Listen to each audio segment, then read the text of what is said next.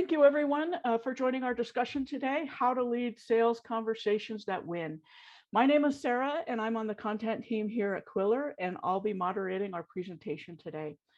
Before we get too far, I do have a few housekeeping items for you, I should say. First off, we are recording this session, and I will send out a link about 24 hours after the webinar, should you wish to review any portion of the presentation again. As for the format of our session today, this webinar is designed to be interactive. So we want to hear from you and encourage your participation. You've already got a feel for the chat by telling us who you are. And throughout the session, our speakers will be asking you questions. And we again encourage you to use that chat feature located in the lower right-hand section of your Zoom console to chat in your response.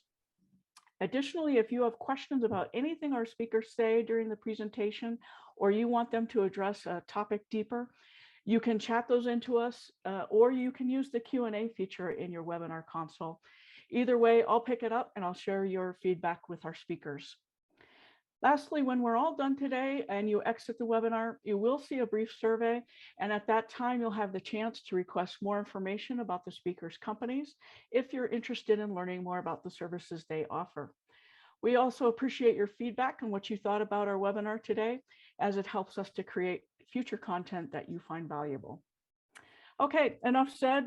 That's it with the housekeeping, but let's get to the more interesting part and let's meet our speakers for today. So first off, I'd like to welcome Mark Tanner. So Mark is the co-founder and COO of Qwilr, the sales proposal tool for modern selling, allowing both sellers and buyers to have an excellent sales experience. At Qwilr, Mark leads the go-to team across sales, marketing, customer experience, and ops. And before Qwilr, Mark ran strategic partnerships for Google in ANZ and New York, working on global deals with large media companies for Android and search. So Mark, welcome. It's great to have you on our call today. Thank you, Sarah. Very happy to be here. Hi, everybody. Good deal. And Mark, to give our audience a little more context about the perspectives that you're sharing today, would you please tell us a few things about Qwilr? Certainly, happily. Thank you for that, Tai. So look, Qwilr, look, I'll be very quick here. The basic premise behind Qwilr is that files suck in the age of the web. Word, PowerPoint, PDF, these are all the tools that salespeople have been using for decades now. But really in this modern era, there's a lot that's in that sort of structure that sort of holds you back. And so whether that's the ability to automate the document creation on proposal side, bring in analytics back, are my prospects looking at this, what section do they care about?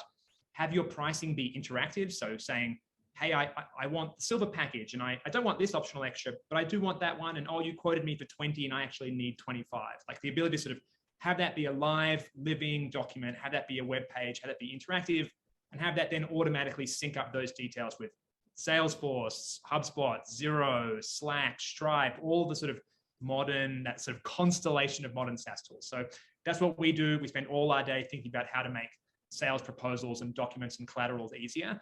And as you'll see from this theme, our sort of webinar series is all about speaking to wonderful, intelligent, thoughtful people like Tai on how to sort of be better sellers and how to be more thoughtful on that side. So there's my nice handball off to you, mate. That's great. Thank you, Mark. And actually, that is a perfect tie-in for our next speaker, which I'd like to welcome Tai Scrivener. Tai is a senior consultant at Rain Group Asia Pacific and specializes in enabling sales organizations to create and drive value for their clients. Following a successful career as a professional performer on stage and screen, both locally and overseas, Tai has held a variety of roles in sales, sales leadership, and general management across a number of industries, including recruitment, leadership development, IT&T, and professional services. So Tai, love your bio there. I'm delighted that you've joined us today. I'm really looking forward to you leading us through our session today. Great, thank you. Yes, hello everybody. Good morning, good evening, good afternoon, and good night, as Jim Carrey says, and that was the Truman Show. Yeah, I did have back in the day, a professional acting stint, but I wasn't particularly successful. Otherwise, you'd already know who I was, right? So yeah, I come from pretty much a sales grunt background. So I've got about 25 years of BDM, account management, sales management background in a variety of industries, as Sarah said there. And I've been in sales development for about 12 years now, I guess. So, and I'll be facilitating today, or Mark and I will be, of course. A little bit about Rain Group, because we're partnered with Qwilr on this one. So we're a sales development business, which essentially means we help salespeople, upskill, sharpen their game, sell more stuff. But in a mutually beneficial way. So actually servicing your customer base better, and through that, achieving our own sales success. So we're a global trading business. We're research-based. We've got our own research center at our HQ, which is in Boston, but we do global research around best practice in sales. And of course, we lean on the research of other organizations. So that's a little bit about me and Mark and Qwilr and Rain. So with that, all that being said, we're going to dive into the material we're going to cover today. So first thing I'm going to say, a lot of you will be salespeople. I can see from the chat there you put in there, most of you maybe. When I first got into sales, it was a little bit of a dirty word, like we were trying to scam people or something, like this sort of dodgy used car salesman type stuff, like the guy on the left there, although he doesn't look particularly dodgy. Like we're trying to scam people or something, or there's something wrong that we're trying to convince people to do something they don't want, and then there's something sort of unscrupulous about it. Now, look, I'm sure there are some unscrupulous behavior, but I really had to get through that, and I'm sure all of you understand what I'm talking about. Sales is not a dirty word. It's a noble pursuit. All we're trying to do is help people, provided you do it right. If you're in a sales role, your company has good products and services. If you don't believe that, you should question if you're in the right gig. And in the right hands, you're going to help people improve their situation. So that's all we're trying to do. If your products and services can help improve someone's situation, then they should go ahead and buy from you, and it's a win-win. And if it's not going to improve their situation, of course, you should walk. And I mean, unless you're dealing with morons, people aren't going to buy from you if it's not going to improve their situation. And also, it'll certainly be the short game. So just want to do a bit of a reminder around attitude towards it. Sales is a really noble pursuit, and it's an essential part of most businesses. We're the thin end of the wedge. We bring the money in, man. Most businesses would crumble very quickly if they didn't have sales and account management, continuing to increase their customer base, if that makes sense. So just want to remind you, sales is a noble pursuit, provided you go about it well and in the right way, which of course is a lot of what we're here to talk about. So we're going to dive into some principles on, or at least high level today, on how do you go about doing this in a way that's adding value and mutually beneficial. First question I've got for you, and you can put this in the chat function there. Really high level. Why do buyers buy? Why do people buy stuff? Think about a business to business setting, but it's even relevant in a business to consumer. Now you can put your answers in the chat there. Yeah, because they must. Yeah. They need it. I think on this one, and so if everyone playing at home, I'm going to be the sort of the patsy who sort of is the sales avatar here. And I suppose Tai, I think there's a few things. So first of all, is like I think that there's that side of selling which is about like trying to understand a need or understand a pain point or that sort of side, and then sort of how do you then build some degree of trust that you're the right the right person or company to do it. I think there's another part which is like, and this is for those brave outbounders amongst us. How do you sort of generate that need, or how do you sort of uncover that need for people as well, and that sort of side, and sort of, or discover that, or show that benefit part. But I think it's a more complicated thing than I think than it might look on the surface. Why buyers buy. Great, and we're getting a huge amount of good responses in through the chat, so thank you everybody. But yeah, that's exactly right. And a lot of people put in there because they need something. They have a need, and we're going to definitely look at the concept of need and uncovering it, but also what Mark said there is quite valid too, driving it, particularly if you're prospecting or doing outbound. Sometimes people don't feel that they necessarily have a need, and once again, we're not trying to scam anybody, but you might be able to open their eyes or enlighten them that there might be a better way to do things that they are unaware of, and then that in some ways that creates a need or a want. As you say, I want to improve the way that I'm doing things. So we got lots of responses, lots of people saying they need or want something. No one's going to spend money on something unless they're trying to accomplish something. I either need to fix something, it's a problem, or I've got a goal I want to acquire. There's something I'm trying to do, and you might potentially be able to help me. A number of other people, and Mark said this too, have put the word trust in there. One of the reasons they might buy from you is because they trust you.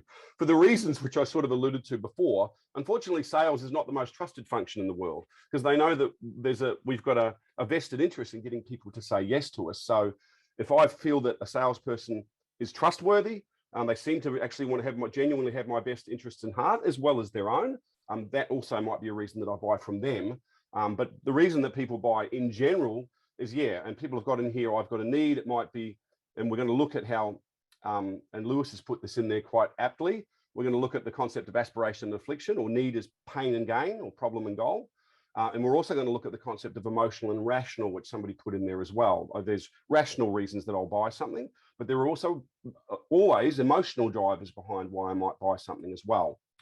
Okay, so we're going to dive into some of our material at Rain Group. I'm just quickly looking at the Q&A here. So I will address this as, I'll just quickly look at this. Ben's got a nice spicy question there. I love it. Sorry, I'm just looking at the Q&A, and Ben's got a question for you. How does Tai rationalize sales being the thin end of the wedge and the essential noble part of the business, with market drive towards e-commerce and transactional business that does not need a salesperson as an interface? Okay, so good question. I'll just quickly address this because it's very apt what Ben is asking. If you're just describing a product or service and you're an order taker, then you're only as good as a brochure or a website. In fact, a lot of transactional sales teams, like what Ben's suggesting there, have actually become obsolete because humans are expensive. They just get rid of the sales team and put a website up. The website can describe in detail the product and service. Here's the benefits to you or your business, and here's how much it costs. Which do you want? So if that's all you're doing as a salesperson, very soon you won't be a salesperson anymore. The computer will take over. But we're going to look at where, through having a thorough, detailed, consultative conversation with a customer, help them make the right decisions. Now, that's one of the things that, at least now, a brochure and a website can't do. So that's where the human factor really comes in. So it's a good question. Thank you, Ben. And I think just to double click on that, I mean, I think that this is why I think, like, sales, so much of like sales literature, sales talks, like when you're going to give time, it's so much is spent on the psychological, the emotional, sort of like understanding other humans, having empathy, because it's the part where it's like, oh, I need to buy some little widget to do some job, and I just go to the hardware store and I buy it. Like that's not sales. The part where it's like, I have a complicated, nuanced problem that I'm trying to, roll out across like an organization, perhaps of hundreds of other complex emotional beings who have different needs and opinions and wants. I mean, that's the part where sales really is magic, and is, I think, the thin end of the wedge, and is a very sort of noble part of trying to help, two companies work together in a sort of meaningful, positive way. Yeah, that's right. That's right. Great. And look, there is a time to be transactional and just to take an order.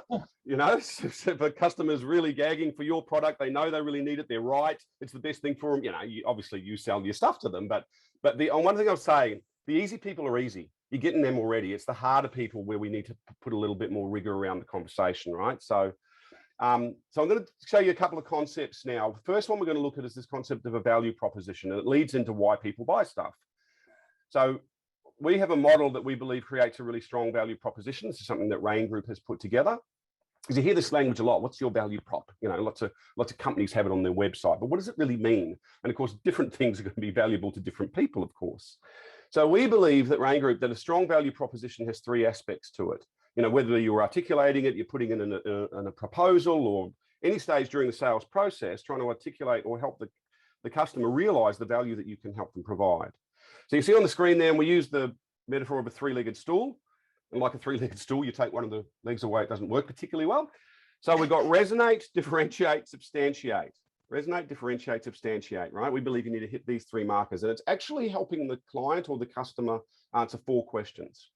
So under resonate, the first 2 questions are why act, why now?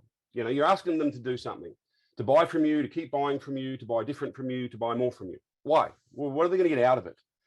Because something I'll remind you of, nobody really cares about your product or service. I know that might sound a bit harsh, but particularly in a business-to-business setting, a product or service is just a means to an end. It's the results or the outcomes that they're buying. It's not the thing itself is just doing something, but it's what that does is what people actually buy. So we'll look at this. So why act, why now? Now, as I said, depending on the decision maker or the customer, different things are going to resonate with different people. So there's no one answer to this, but I like to, in a high level, and particularly in business to business sales, people, time, and money, right? If you can articulate to me how buying from you is going to help me make money, Great, that's a reason to act. And the sooner I do that, the sooner I get that more revenue. Or if you can articulate to me how purchasing or working with you is going to help me reduce my costs, save money. That's a reason to act. And the sooner I do that, the sooner I get those cost benefits, so money tends to be pretty front of mind a lot of the time. We're all aware of that. The second one though is time. Maybe just working with you or your products and services is just going to increase efficiencies for me, give me more time back, but give me time to focus on other areas of my business or my life. So there's a time benefit there. And the third one, of course, is people. And Mark sort of said about this, the people, the psychological, the emotional side of it. And this is really powerful. If you can articulate to me or show me how buying from you or working with you is just going to make life easier for me. I'm going to have less stress. I'm going to keep me and my staff happy. I'm going to look good to my boss, or I'm going to avoid looking stupid, or I'm going to keep my customers happy. All of this stuff are huge drivers why people make decisions. Now, people, time, money is pretty high level, right? There's lots under that. But it's a good bet. One other thing I say quite a lot is always put yourself in the position of your audience. We all want to make money and save money. We all want to be more efficient in the way we do things. And we sure as heck want things to be easier for us all the time. So, think about that resonate piece. The differentiate is helping the client or customer answer the why us or why you. How are you different or better than the competition? Because most of us are being in a competitive situation. You're not the only show in town. If you are, it makes life easier for you, right? But if you're not, we have to differentiate in their eyes. Now, if we don't differentiate, I'll throw it to you, Mark. If we don't differentiate in the customer's eyes, what do you think the conversation tends to always come down to? And I know this because this is a painful path that's always been there. It comes down to price or something that sort of aligns to price. It comes down to how can I get this as cheap as possible? If you're viewed as being a replaceable transactional sort of piece, again, to Ben's e-commerce thing, if you're just another widget that's out there versus something that is high trust, deeply an area where you've taken a deep understanding of their business, their needs, their situation, how you're going to get them that promotion, et cetera, it does come down to, and whether there are many sort of byproducts of price of like how late payment terms can I get, or how, but there's all these sort of other sort of zones around there. But if you haven't made it clear why you're the best partner for them, or the best solution for them, or however you want to phrase that, it sort of comes down to really simple things. And I think that's also a path where a lot of junior reps early in their career end up down this eternal discount spiral and sort of just endlessly sort of almost begging in some ways to sort of get deals across the line. Yeah, that's right. I mean, it tends to come down to price. I mean, always put yourself in the position of your audience. If we're speaking to 3 different suppliers, if I am, and as far as I'm concerned, they're all exactly the same, why am I going to pay more for one? Whoever gives them the cheapest quote wins the gig. Now, look, you're never going to get away from price. Everybody wants to get a good deal, but exactly like Mark said there, we have to find ways to show that we're more valuable. If something's more valuable, we're prepared to pay more for it. It's simple as that. If it's not, it's really a race to the bottom a lot of time. This can be hard. Differentiate can be difficult, particularly if you're in quite a commoditized industry. Sometimes you do have very similar products and services to your competitors. So it's not just about differentiating on the product necessarily. Sometimes it might be things that Mark said there, the behavior of the salesperson, how trustworthy they are, how thorough they are, your payment terms. Like, you're looking for some area to go, this is an area that we're at least slightly or greatly better and different, and therefore more valuable. And the third step here is substantiate. So this is helping the customer or the client answer the why trust question. Why should they believe your claims? Salespeople say all sorts of stuff, back it up. Now, this should be easier in an account management position because hopefully they know you and they trust you already in your products and services. But certainly with new business, we have to back up our claims. It's not prove, it's substantiate. Give me reasons to believe what you're saying, this is going to work. But even in an account management situation, if you're suggesting a new or different product line or more of something, we need to back this up. This is why this is going to work. And you're going to get the improvements, people, time, money that we've suggested. So for all of you out there in sales role, remember, if you're thinking about a proposal, or just when you're having your conversations, articulating the value you can provide, think resonate, differentiate, substantiate, and wash it through that lens and put yourself in the position of your audience. If you were them, would this be compelling? Because it has to be real, right? Once again, I'm not trying to scam anybody. This is to be real stuff. So, a couple of things. If we don't resonate well or at all, the customer just will feel like they just don't need what we've got. And this is particularly if we're driving a new business. They'll go, look, sounds great, but I don't need it. Or I don't need it enough. Or I don't need it right now, right? If we don't differentiate, as Mark said there, it tends to be about price or a race to the bottom, not always, but a lot of the time. and we want to try and avoid that, price selling as much as possible. And if we don't substantiate, they just won't believe our claims. It all sounds great, but I think you're just talking it up because you're a salesperson, and I don't think it's going to work. So they won't feel that they can risk it. So, resonate, differentiate, substantiate. It's one of the terms I want you to take away from this if you're not familiar with it already. If we don't resonate, they won't feel that they need it, or there won't be a sense of urgency. If we don't differentiate, they'll think we're easy to substitute, as Mark says, and they'll just go, well, whoever gets cheapest quote wins. And if we don't substantiate, there'll be risk adverse, and it'll drop off that way. So I'm going to dive into we are a consultative sales methodology at Rain, and we've got a conversation framework that I'm going to go through with you. I'm just going to talk quickly about that term consultative selling. I'm sure a lot of you are aware of this. On a really simplistic level, it's diagnose before you prescribe. How can you possibly suggest the right mixture of products and services until you know what's going on, what someone's trying to do, what problems they've got, what needs they have, what goals. Once you really understand their situation thoroughly, then you can make the right suggestions. It's like going to an optometrist. You've never been there before, and you're sitting in the waiting room, and they come out with your prescription and go, there you go. How much faith would you have in that solution? You go, yeah, but you haven't even tested how can you possibly know what's right for me until you understand what's going on first? So that's a really simplistic way. But that's what we call core or basic consultative selling. The more higher level or advanced version is also shaping and redefining need in the customer's mind, because there's an old retail adage, the customer's always right.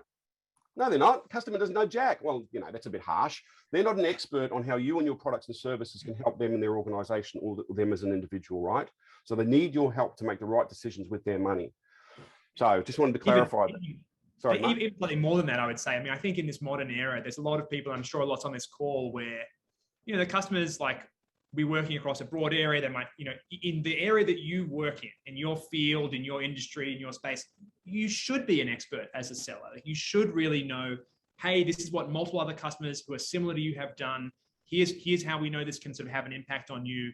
And again, I think you really, you should be able to bring deep, thoughtful expertise in a way that they can't. How could they possibly know all that you know, given your context in your industry, your colleagues, how you've rolled out to different customers before? And so I think being able to sort of, obviously sales is, a lot of it is about empathy and understanding and curiosity and all that sort of good stuff. But then also, I really do think, again, this is not about the order takers. This is about the sellers, the noble sellers, as you said. I'm stealing that line, Tai.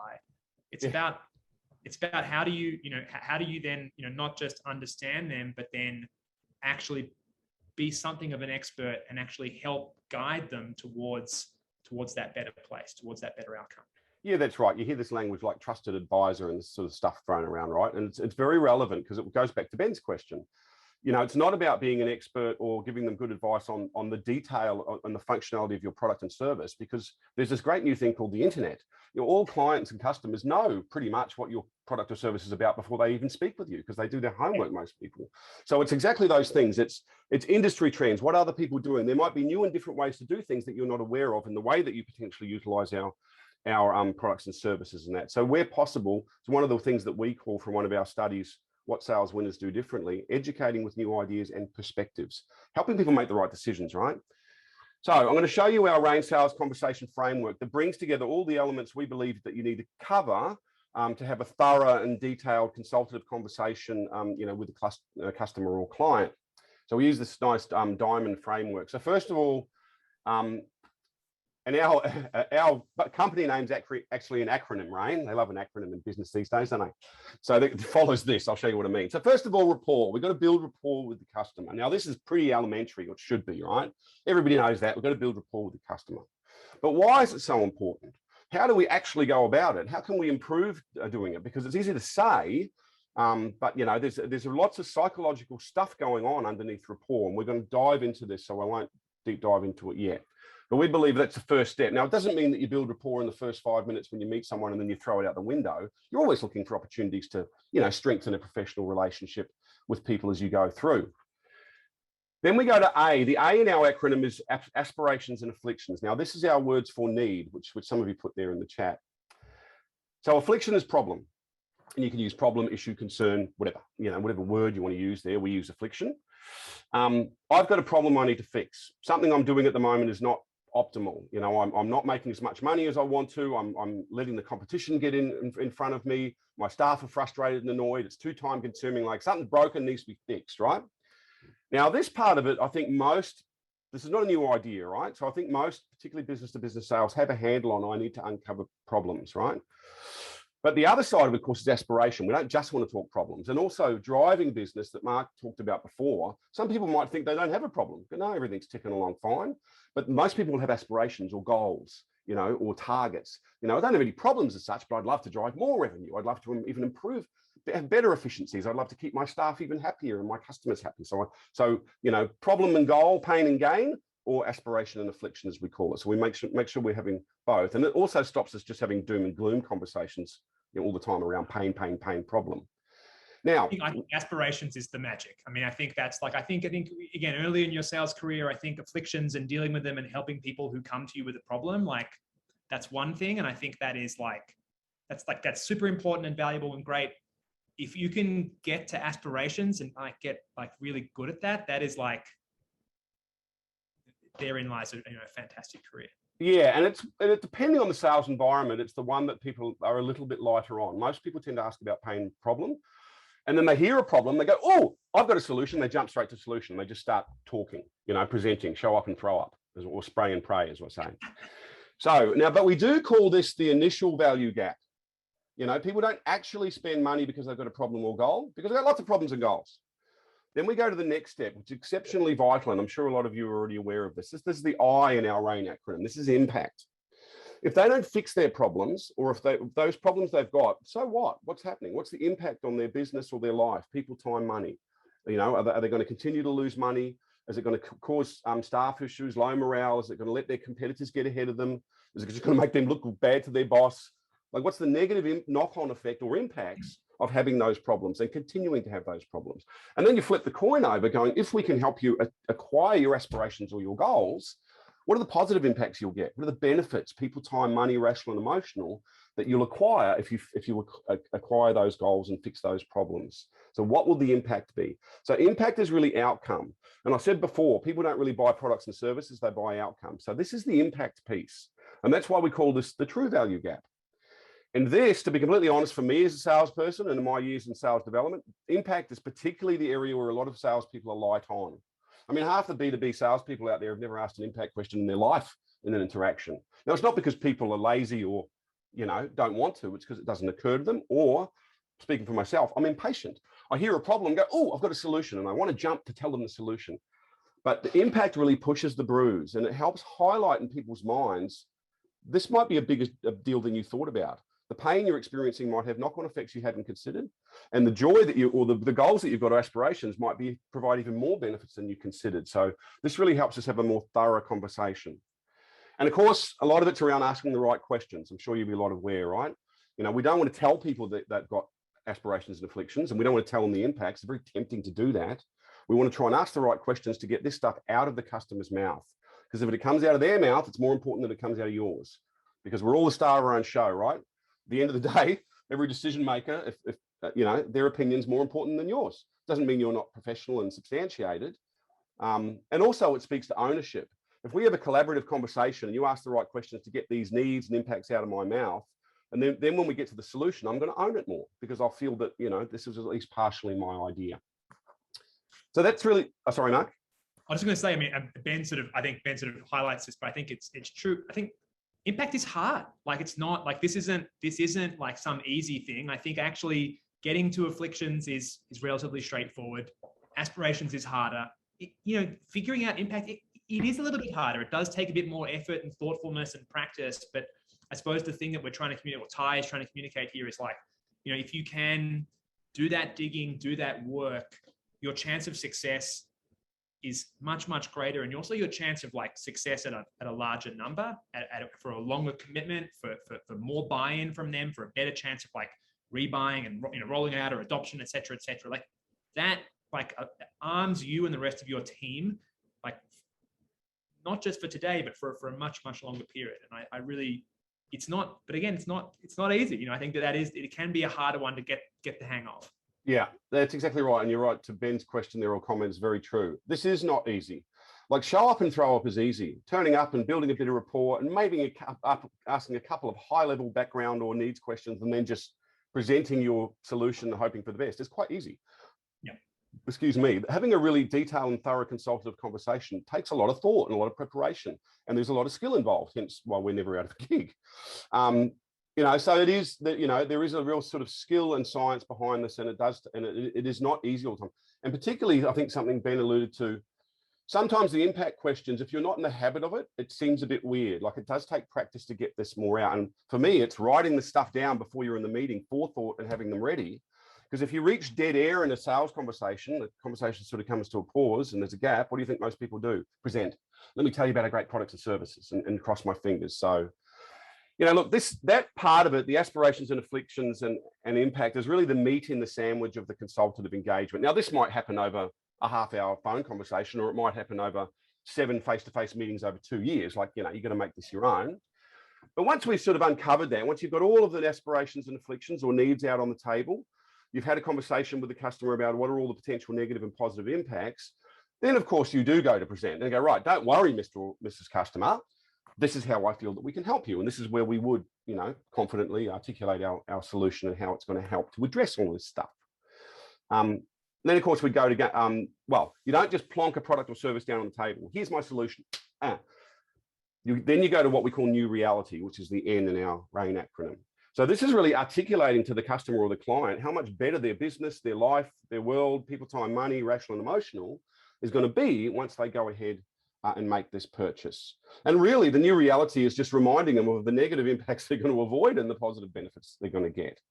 You know, to help people, you know, influence people that this is the right decision to make, provided it's all real and true. If you've done your homework, you've got the right to go, you should go ahead and do this. This is going to be awesome for you. And it leads into gain commitment, of course. You know, exactly how you execute this in any conversation is going to vary a little bit. So, Hi. yeah. We've got a question from the audience here that can you explain the connection between the RDS principles and the RAIN conversation framework? You know, how do they work together?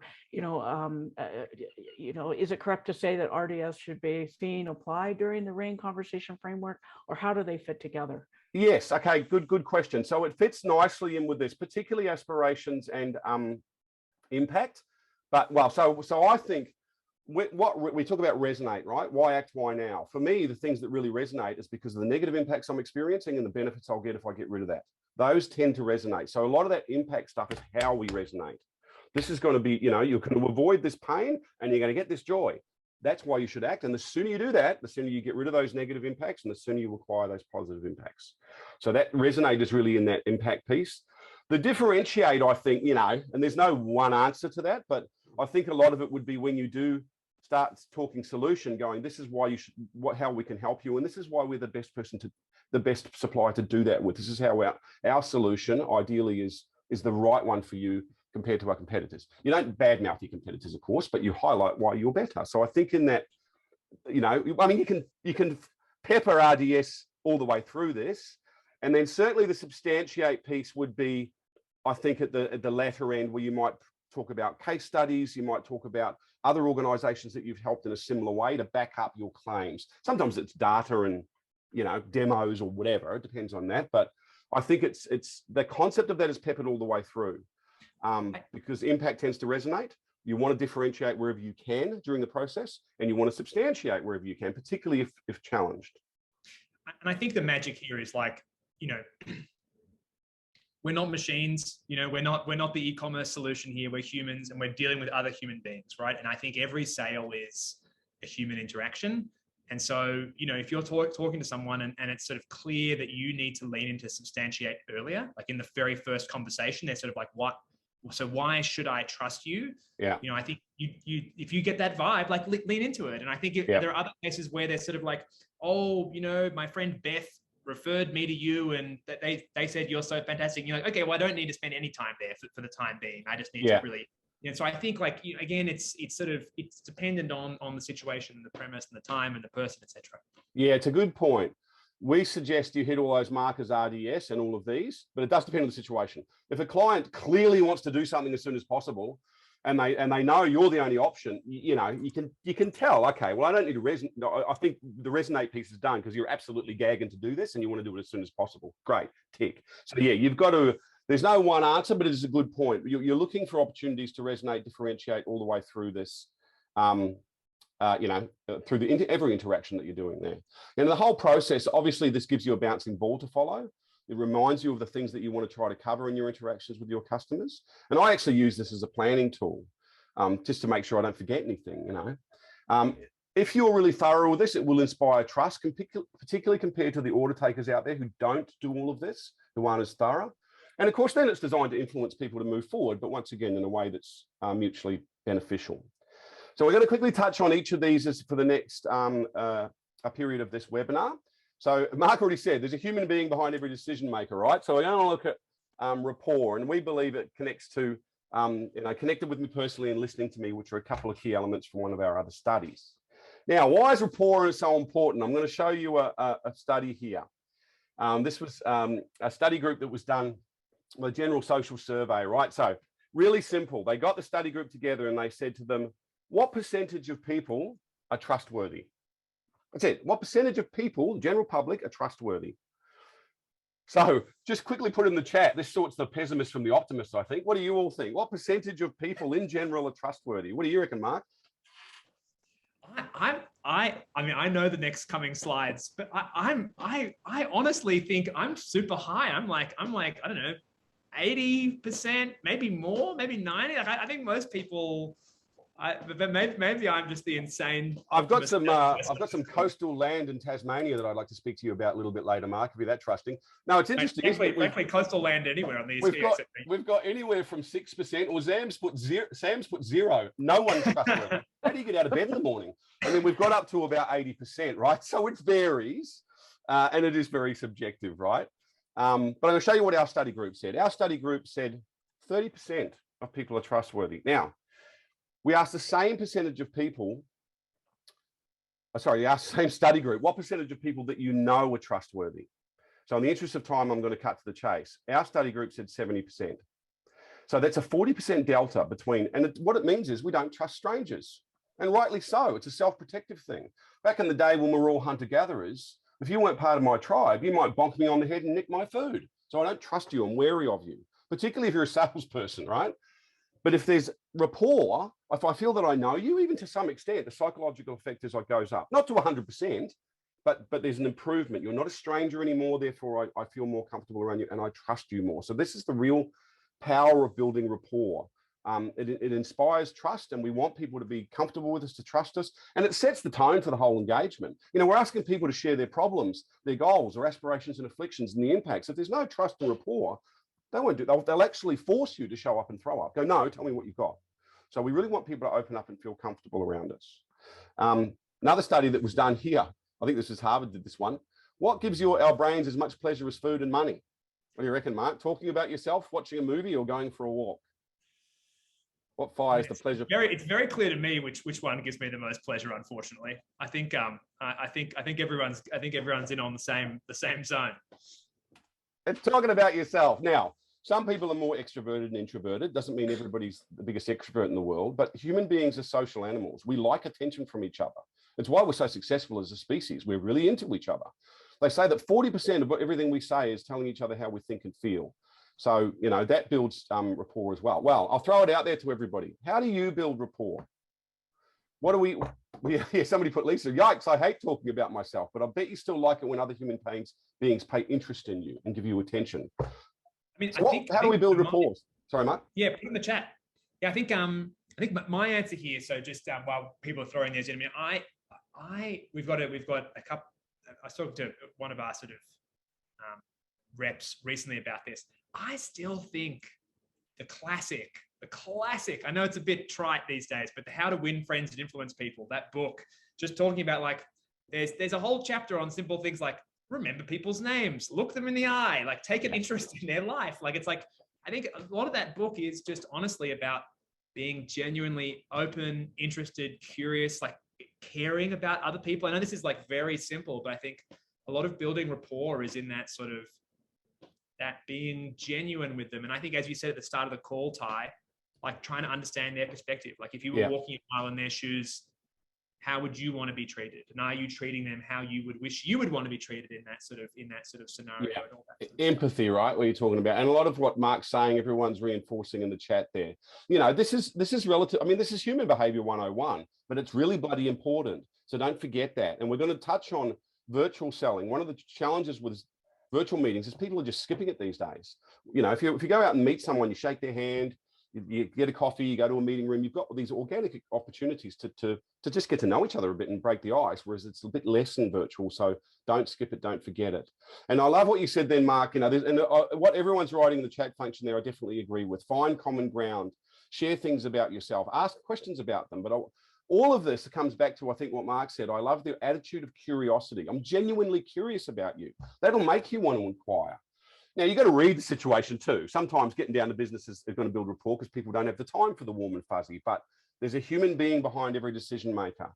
And generally, even if you don't like talking about yourself, generally we like it when other human beings, show an interest in us as a person. So, you got to gauge the situation, and I'm sure you all know how to do this, but don't forget it, because it builds trust, and it really inspires sets the tone for the entire engagement. And it's also nice. It's a fun part of the process, right? So in the interest of time, I'm going to move on to this concept now. I'm sure you all get rapport, but don't forget it, and look for opportunities to improve the way you do it from all of the things that have been said. We're going to look at this uncovering aspirations and afflictions, because this is the real, where can we help? What are the needs that you've got that we might be able to help with? Positive and negative, or aspiration and affliction. Or fear and desire, as we put it here, right? Now, as you see from this, fear, they say, fear is twice as powerful a motivator as desire. So that's why a lot of consultative sales methodologies are aimed at problem or pain. So you should certainly go there first, but you don't stop there, because they may not necessarily feel that like they've got a problem or a pain. We'll run away from fear faster than we'll run towards desire. So, that's why you make sure that you're looking for both in your language and your needs discovery questioning. Another layer to that is, sorry, Mark.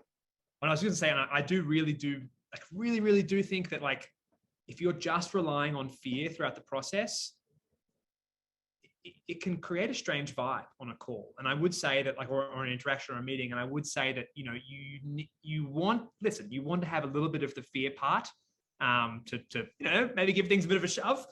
But I think if you're not able to lead to that aspirational piece, and not able to have people come along with you and be excited by it as well, I do think it's harder to get the sale. I think the two of them play wonderfully well together. Yeah, and it's a negative conversation all the time, right? And also talking about both can highlight the gap between the bad stuff that you've got and where the good thing would be. It can help, create a sense of urgency as well. So, make sure you're covering both of these. Make sure you're looking for, okay, what problems or afflictions or concerns do you have, but what goals or what would success look like? Let's go from negative to positive, that type of thing. Also, don't forget that, we're human beings. We are emotional beings that think, not thinking beings that have emotions. So there are rational needs and there are emotional needs. Now, emotional is more powerful. The emotions are the ancient part of our brain before we became smarty pants, right? So now, for salespeople, most salespeople, which do you think they're more proficient and comfortable talking about, Mark? Rational or emotional? 100% rational. Rational is easy. Rational is the easy part to sort of get to and just be like, oh, here are some numbers, here are some facts, here are some things here. The emotional stuff of, like, understanding the dynamics of, like, the politics of their office, of, like, oh, I'm going to have to get this approved by X, Y, and Z, and this person likes this one, this doesn't, like there's all, that's the complex, sort of messy part, whether it's, in that sort of emotional / social / slash. Yeah. That's the part. Rational safer, right? And I talk people, time, money. So the time and money is the rational side. Now, they're important. We still want to talk about it, but the human factor is really big. And that's one where people either aren't comfortable or they just don't remember to talk about. Let's talk about the money and the time and not talk about the. Now, we're not talking about somebody's deepest, darkest fears as far as emotional needs. It's simply a matter of, at the moment, our things are inefficient and stressful. Stress is an emotion. I want to reduce my stress. My staff are annoyed. I want them to be happy. All of these things. I don't want to look like an idiot to my boss. That psychological effect. So it doesn't have to be, oh, what are your deepest, darkest emotions and personal stuff? It's not about that. It's just going, how's it affect you and your team? How's it affecting like keeping my customers happy? Happy customer is an emotional driver, but a happy customer is a loyal customer, which makes money. So they're very tied into each other, of course, but You know, don't forget to touch on both, and particularly keep your ears and eyes open. If you see somebody being frustrated or see somebody being excited, touch on it. You know, how would that affect you and your team if we could help you do that type of stuff?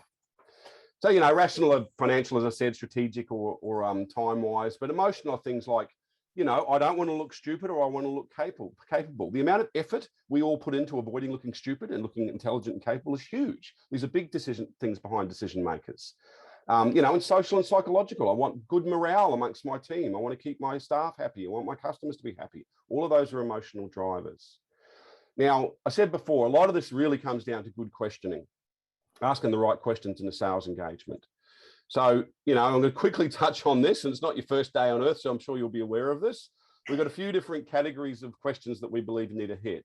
Broad open-ended, specific open-ended, and specific closed questions in order to get all this out on the table. Look, if you've got a really analytical, chatty client, this, once again, that's easy. They tell you all this, but the easy people are easy. It's the harder people where you have to put some forethought and some planning in. So, you know, obviously broad open-ended questions are, you know, what challenges are you facing? Negative. Or what goals do you have at the moment? Really broad, and they might lay it all out. But if they go, what do you mean? Then we've got to go to specific open, going, okay, well, what issues are you facing around efficiencies at the moment with your team? Like, you're going to steer them towards a specific need or problem or goal or aspiration or affliction.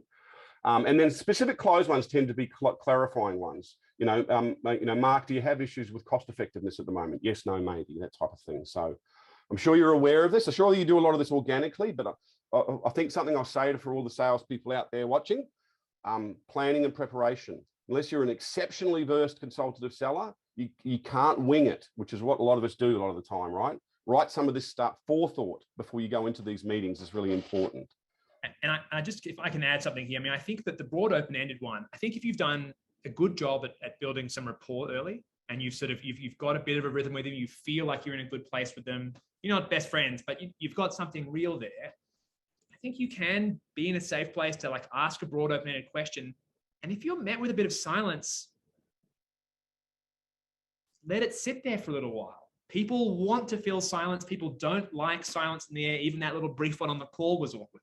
Like, I think, you know, having that safety, again, if you've built a little bit of trust, a little bit of rapport, people start to open up and engage. And it's a classic journalist trick to just like say a question and then be silent for 30 seconds.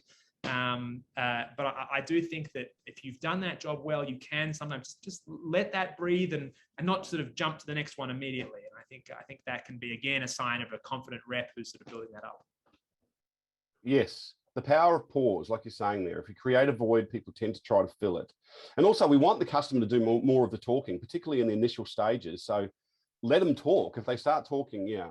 And you know, I'm a relatively impatient person, so I found that a real challenge when I was early in my career. Just wait. There's plenty of time for you to give your opinions and yak away at them. Just wait. Let them talk. So okay, so I all understand that we've got to ask the right questions to get the aspirations and afflictions out. But of course, the next step is we don't stop there and go. It's very tempting to jump to solution when you hear a problem or a goal, because you might have a solution to that. But don't forget to go to the concept of impact, as we said before. Because, you know, this is the true value gap, pushing the bruise. What will happen? What's the negative stuff what are the negative knock-on effects you're dealing with? People, time, money. Or if we can help you achieve those aspirations, what are the positive benefits you'll get? People, time, money.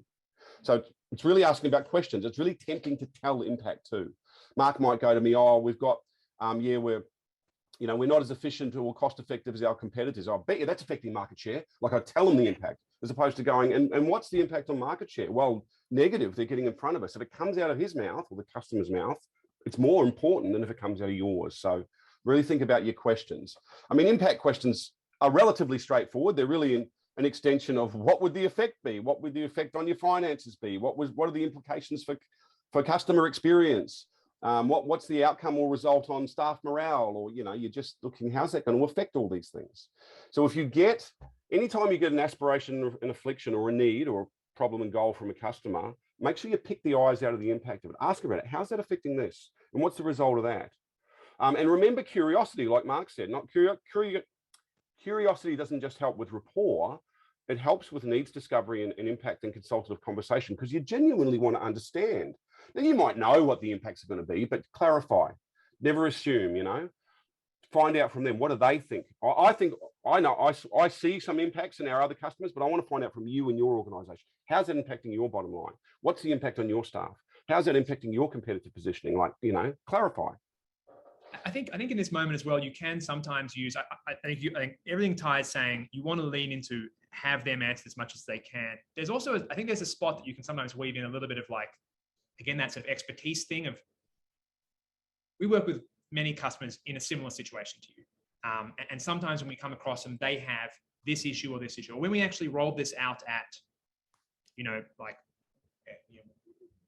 Gartner or Thomson Reuters or at Rain Group or whoever it is, I think like when we saw this sort of thing.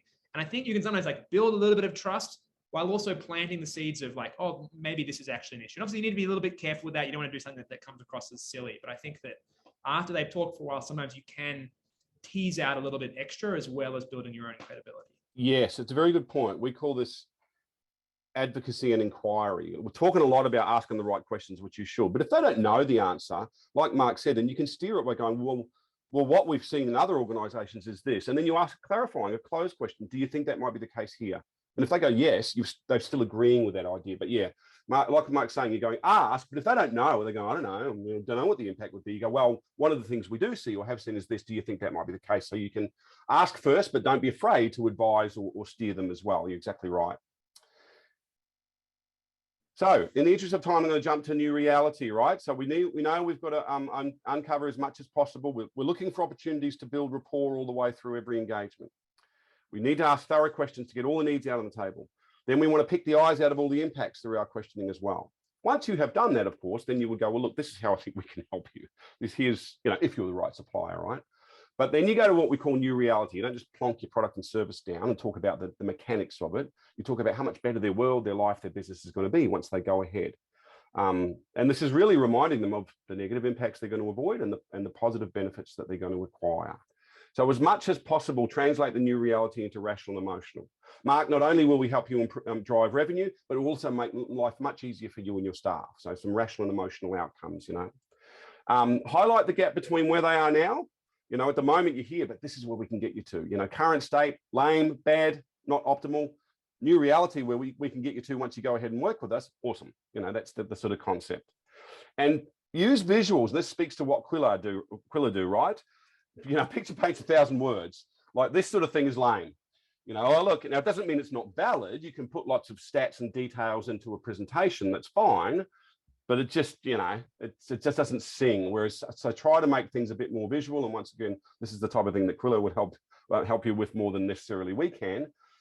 Use visuals and keep it simple, simple ideas. You've got to pick your moment, of course. Now, I know that we're nearly at time, ladies and gents, but there's one other thing that I just want to touch on, and that's the seismic shift that's happened in the past couple of years. Well, it's been in the bank for a while to virtual selling, but particularly for a lot of us, COVID came along. And we went from being out there pressing the flesh to sitting in front of our computers all the time, right? Now, there's some big challenges in that. Look, so a couple of tips I want to share with you before we finish up. Things to consider when you're virtual selling. Keep your camera on. I know that seems glaringly obvious, but if you don't have your webcam on and the customer doesn't, then Zoom or Teams or whatever is as useful as a phone call, sort of. You can share documents and that. A lot of communication is body language. Now, we're not in person, but we can see this. We can see facial expressions and, I'm using my hands, that type of stuff. Yeah. So utilize that. Make sure you do it. Make sure you're comfortable on camera. You don't have to be a world-class television presenter, but, we need to make sure that we're comfortable using it. That's right. So even simple things, make sure your lighting's good. I mean, my lighting could be better. I'm in my little home office, but I've got a ring light here to bring out my wrinkles. Just do a little test host and make sure that you're turning up well. There's little subtle things inspire trust in people and confidence. Do little audio checks, make sure you've got good sound. There's equipment out there for everybody to do this properly, but make sure you're set up to come across as confident and crisp and professional. Be aware of the background. And also a lot of it's you. So we talked about rapport. Don't skip rapport. If I've got a half-hour virtual meeting, you might not put 5 minutes rapport build as a agenda item, but make sure you take a little bit of time to go, we haven't met before. I mean, I always throw something out going, everyone introduces themselves and tell us one non-work related thing. Come on, tell us, that's just something to break the ice and get things going. Because if you don't get to physically meet people, which a lot of the time we won't, you still want to use the opportunity of meeting them virtually to break the ice, build rapport, inspire trust, to come across as professional as well. One small thing to add here, which is I think on the dress well front, and this is not a massive thing, but it is something that I've noticed. Just I am the recipient of many a sales pitch. I'm here in a t-shirt. Like, you don't need to dress up for me, but you sort of want to be dressed to the level of like sort of neatness and sort of structure that your client is. And I remember when I was at Google, there'd be meetings we'd turn up in jeans and a t-shirt, and that'd be totally fine. And there'd be meetings we'd turn up in a suit and a tie. And like, whatever your client is going to be coming to it dressed in, or their sort of rhythm or vibe, like, you should be at least at their level. If you're like way off on that side, I think it creates a strange imbalance. And I think that working from home, I think there are times I've had people, like in sort of slightly ratty gear with a strange sort of vibe. But I think, just think like, I think how you present yourself, how you sort of come across. If you were meeting them in person, what would you be wearing? I think these are all small, simple things, but it shows a gesture of care and concern that you have thought about that other person. You're trying to be present and thoughtful and other sort of things like that. Now, look, we live in a modern age, and you can get away with wearing t-shirt a hell of a lot of the time, but I still do think that you want to be thoughtful about it. What are their expectations going to be? And it depends on the sales environment, but you're right. But everything, try to match your audience. But Ray has put a question: how do you know what your client's going to wear? Of course, the answer is you don't. But so you try to suss out if you've met them before. If you haven't, err on the side of professional. It's better to be a little bit more sort of formal than the other way around until you suss them out and So look, I'm aware of time, ladies and gents. So I'm just going to cut to the chase here. So we've just a very high level touched on these key areas we believe you need to cover to have a really thorough and detailed consultative conversation. Of course, if you want more meat on the bone, give us a call and we'll run, huge training courses for you. But I just want to touch on them. So I hope that sort of resonates with you and makes sense. I'm just going to, Sarah, do you want to just talk us through this? I know we're at time. Yeah, no, that was great, Tai. So many wonderful chunky nuggets in that presentation. So thank you very much. We are running out of time, but we do want to highlight some additional resources to help you with your continued professional development. First off, Rain Group will be emailing out their toolkit, Change the Buyer Conversation with Insight. I know I have always loved the content produced by Rain Group. It's just top quality and it's so spot on. So please watch your email, as that link to download the toolkit should be sent out in the next 24 hours or so. We also do want to highlight this webinar was part of Qwilr's Sales Master Series, and we've got another webinar in that series coming up on March 29th on the topic of designing a sales process reflective of your company's growth stage. So we'll be sending out invitations for that presentation in another week or so, or you may check the box on your exit survey to indicate your interest, and we'll pre-register you for that one. So we've got a lot of people jumping off. So I just want to take a moment to acknowledge our speakers again. So Tai, thank you. Fantastic discussion. Mark, appreciated all your commentary there and jumping in. And I also want to thank all of you, our audience, for your time and very enthusiastic participation. It was great to have you, and I hope that you got as much out of the session as we did. So on behalf of Qwilr and Rain Group, here's to your ongoing sales success. And otherwise, this concludes our session for today. Thank you very much. Thank you, everyone. So much, thanks, Mark. Thanks, Sarah. Thanks, guys. See you, team. Yeah, happy hunting.